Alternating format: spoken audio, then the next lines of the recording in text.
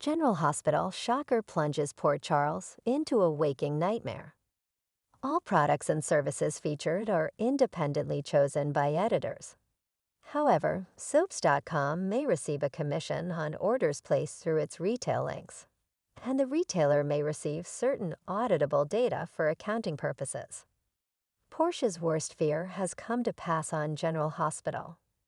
In the soap's October 22 episode, Heather's sentence was vacated. The hook killer is going free on one hand. That should be no cause for alarm.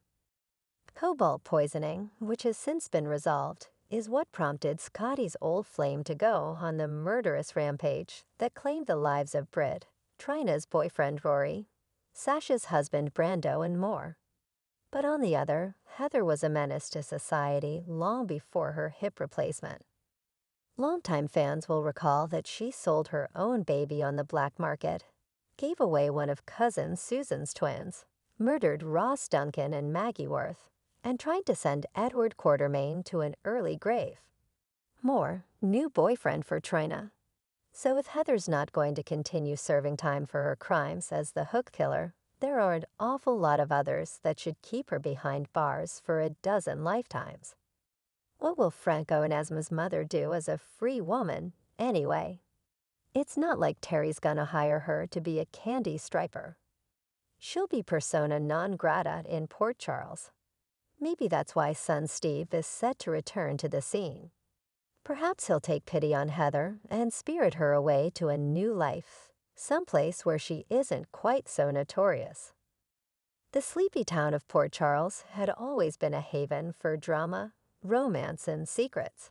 But no one could have predicted the catastrophic events that would transform the hospital at the town's heart into a battleground of life and death.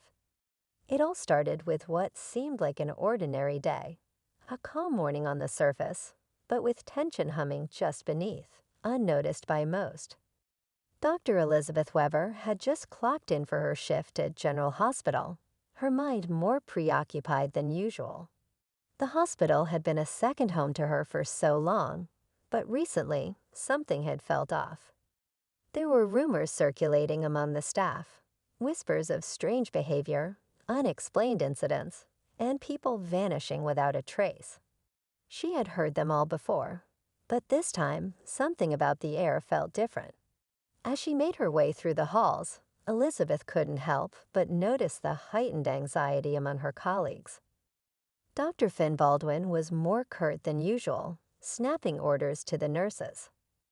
Epiphany Johnson, usually the calm presence amidst chaos, looked rattled, which was completely out of character.